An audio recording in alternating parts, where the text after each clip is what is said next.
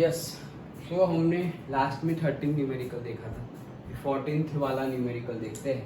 क्या बोल रहे हैं, calculate the mass of a photon, मतलब फोटोन का मास फाइंड करना है हमें with wavelength is equal to 3.6 angstrom. तो एंगस्ट्रॉम मैंने बताया था कन्वर्जन 3.6 एंगस्ट्रॉम मतलब क्या है, 10⁻⁻10 मीटर। ओके, तो देखो सिर्फ एक चीज दी हुई है लैम्डा और बोला है मास फाइंड करो। अभी अगर हमने सारे चैप्टर पढ़ लिए, पूरा केमिस्ट्री पढ़ लिया और फिर ऐसा समझो 11th की लास्ट एग्जाम में ये एमसीक्यू आ जाता है, ये 1 मार्क में कि भाई मास ढूंढो लैम्डा ये है।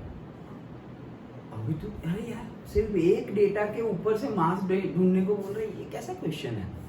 ऐसा थॉट आएगा कि डेटा क्या गिवन है, मास ढूंढना है और लैम्डा गिवन है, लैम्डा के ऊपर से मास कैसे मिलता है यार, ऐसा तो कोई फॉर्मूला है नहीं। पहले दिमाग में यही आ जाए, ये दिमाग में फॉर्मूला, ये थॉट कब आएगी जब हम अच्छे से रिवाइज नहीं किएंगे तो ऐसी थॉट आएगी यार ऐसा कैसे हो सकता है।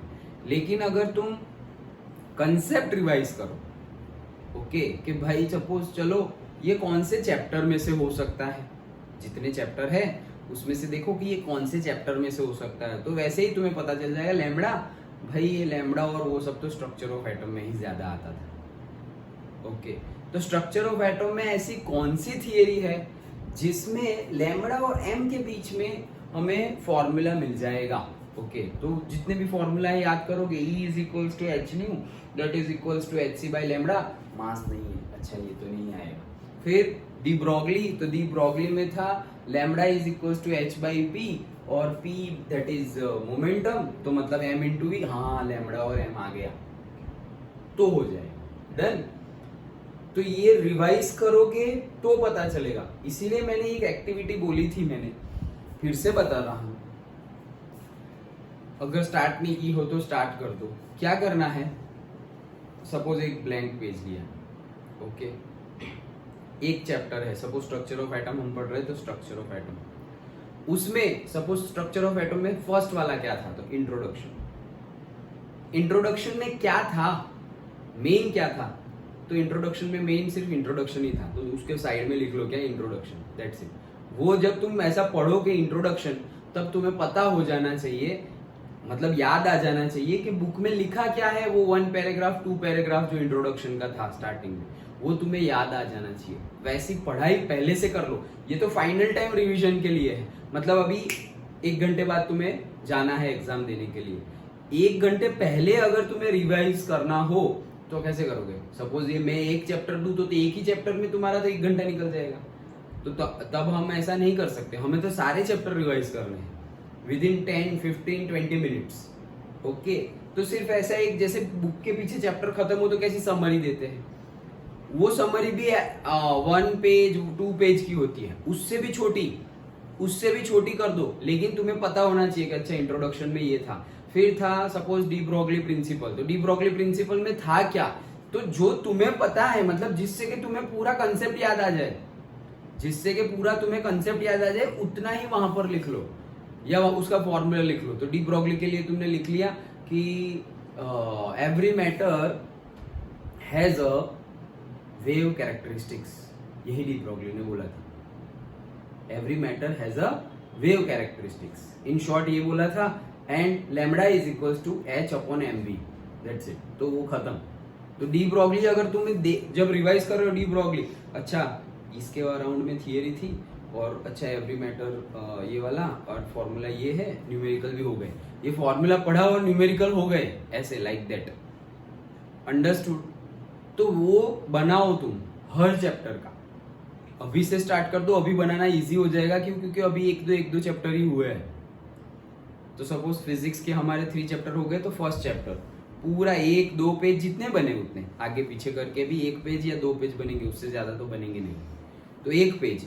फिर सेकंड चैप्टर का भी दूसरा वैसे, फिर थर्ड चैप्टर का भी, मतलब क्या कि तुम्हारा पूरा चैप्टर पढ़ लिया तुमने, अच्छे से रिवाइज कर लिया, सपोज टेस्ट है एग्जाम में उसके लिए अच्छे से प्रिपेयर कर लिया है तुमने।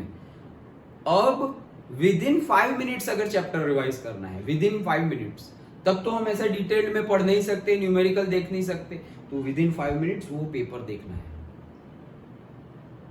अंडरस्टूड। तो ये एक्टिविटी फिजिक्स, केमिस्ट्री, मैथ्स के लिए फॉर्मूलाज लिख लो, या फिर ऐसा लिखो कि अच्छा ये चैप्टर है, इतनी एक्सरसाइज है, इतनी एक्सरसाइज है, फर्स्ट एक्सरसाइज में ये कंसेप्ट था, सेकंड एक्सरसाइज में ये कंसेप्ट था, थर्ड एक्सरसाइज में ये कंसेप्ट था, फोर्थ एक्सरसाइज मिसलेनियस है, लाइक दैट।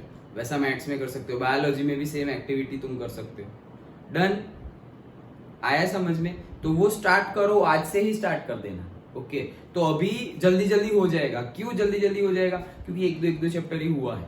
अगर सोचो कि यही एक्टिविटी तुम्हें 5 चैप्टर 7 चैप्टर कंप्लीट होने के बाद करनी हो तो टाइम लगेगा, नीड्स टाइम। लेकिन अभी क्या है, अभी सपोज ये चैप्टर भी है, तुमने आज तक का लिख लिया, डी ब्रोगली तक पहुंच गए। अब आज जो चलेगा उसके बाद तुम्हें सिर्फ 2 टॉपिक 3 टॉपिक ऐड करने हैं उसमें, फिर वापस जो चलेगा एक टॉपिक ऐड करना है। ओके तो वो एक टॉपिक ऐड करने के लिए तुम्हारी 5, 10, 15 मिनट्स जाएगी, लेकिन पूरी नोट्स बनाने के लिए मे बी आधा घंटा 1 घंटा चला जाएगा। ओके तो पाइल अप मत होने देना, और ये ऐसी नोट्स कहीं मिलेगी भी नहीं जो तुम बनाओगे वैसी। ओके तो डोंट एक्सपेक्ट कि कहीं से मिल जाएगा ऑनलाइन, या फिर कोई तुम्हारा फ्रेंड जैसे बनाएगा तुम उसका ले लोगे। ले सकते हो, ऑनलाइन भी मिल सकता है, बट वो वैसी नहीं होगी जैसी तुमने खुद बनाई है, वो लेवल की नहीं होगी। सबसे अच्छी नोट्स होती है खुद की बनाई हुई, सबसे अच्छी नोट्स। ओके मतलब तुम्हारे क्लास के टॉपर से भी अच्छी नोट्स तुम्हारे लिए कौन सी है? जो तुमने बनाई है। ओके याद रखना ये। चलो तो हमारे पास डी ब्रोगली प्रिंसिपल से लैम्डा इज इक्वल्स टू क्या था? h अपॉन पीवी बोल रहा हूँ, h upon P that is equals to h upon m into V. हमें ढूंढना है m, तो लैम्डा को उस साइड भेज दो नीचे। ओके अब हम सोचेंगे सर h पता है, लैम्डा गिवन है, v तो पता नहीं है, लेकिन बोला क्या है? फोटोन। तो फोटोन तो कहाँ होता है भाई? लाइट रे में होता है, तो लाइट रे की स्पीड ही डाल दो। ओके समझ में आ रहा है ना? Okay so h is equals to 6.626 into 10 to the power -34। ये सारी वैल्यू भी अंदर वो नोट्स में होनी चाहिए, जो कभी न्यूमेरिकल में दी होती है, कभी न्यूमेरिकल में नहीं दी होती है। Mass of the electron, mass of the proton, h की वैल्यू, कल फॉर्मूलाज हमने देखे थे different numerical. E delta E is equals to 2.18 into 10⁻⁸ into bracket 1 upon ni square minus 1 upon nf square. फिर दूसरा E देखा था जिसमें 2 ट्रांजिशन नहीं गिवन है, सिर्फ कोई एक ही ऑर्बिट गिवन है, तो उसके लिए भी देखा था -2.18 इंटू 10⁻18 वाला formula. Okay that is equals to n square by z square by n square. और फिर r के लिए फॉर्मूला था 52.9 n square divided by z। उसमें z square by n square था और इसमें क्या था? n स्क्वायर बाई z, और वो पिकोमीटर अगर 52.9 ले रहे हो तो ये सारे फॉर्मूला वो एक नोट में होने चाहिए। उस टाइम पे अगर 2 मिनट में 3 मिनट में तुम्हें चैप्टर रिवाइज करना है तो ऐसे तुम एनसीईआरटी धर धर धर धर धर नहीं कर सकते, फट भी जाएगी और अंदर कुछ आएगा भी नहीं, बुक फट जाएगी और तुम्हें कुछ पता भी नहीं चलेगा। ओके इससे अच्छा है proper neat and clean note बनाओ। डन। ओके चलो सो h की वैल्यू लिख ली हमने। जो नोट्स बनाओगे उसमें यूनिट के साथ लिखना, सपोज इसका यूनिट है जूल इंटू सेकंड, वैसे ओके हम यहाँ पर नहीं लिख रहे हैं। Lambda is equals to 3.6 into 10⁻⁻10। छोटी छोटी बातें, एंगस्ट्रॉम मतलब कितना होता है लिखो वहां पर, 1 angstrom is equals to 10⁻10 metre. Okay तो वैसे ही सारी नोट्स बनाओ। एंड v की वैल्यू क्या होती है? तो 3 इंटू 10⁸ मीटर पर सेकेंड, किलोमीटर में 10⁵ होता है। ओके तो वैसे ही लिखो, दैट्स इट। सब कुछ गिवन है तो तुम्हें मास मिल जाएगा। 6.626 into 10 to the power -34 divided by 3.6 divided by 10⁻10 divided by 3 divided by 10⁸. So the answer is 6.1।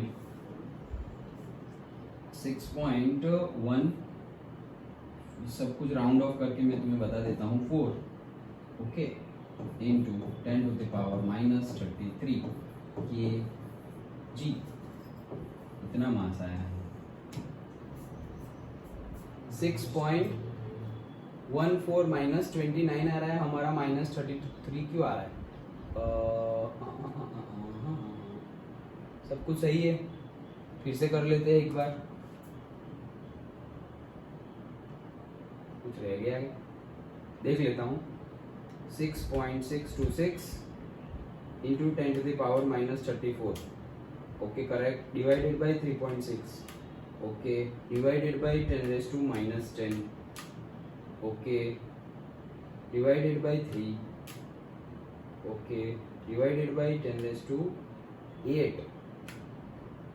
नहीं, हमारा आंसर करेक्ट है, हमारा आंसर करेक्ट है, बुक में चेंज कर लेना, सबकी बुक में ये आंसर है। हाँ। नहीं तो दैट इज रॉन्ग, नहीं आ रहा है वो। One more time, 6.626 into 10 to the power minus 34, okay, divided by 3.6, okay, divided by 10 raised to minus 10, okay, divided by 3, okay, divided by 10 raised to 8, okay, 6.14 into 10 raised to minus 33 kg। h की value सही है, lambda की value 3.6 into 10 raised to minus 10 सही है, v की value 3 into 10 correct, हमारा answer correct है, book में गलत है, हो सकता है ना बुक में गलत, कोई बात नहीं, ओके।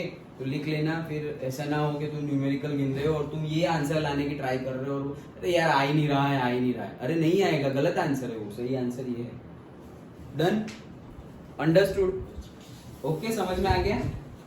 तो दिस आंसर यू राइट, देखो वैल्यू तो सब हमने सेम ही पुट की है, ऊपर नीचे करेक्ट, वैल्यू सब सही पुट की है, तो आंसर ये आ रहा है, कैलकुलेटर में 3 बार गिन लिया मैंने, okay. So 10 raised to minus 33 kg आ रहा है,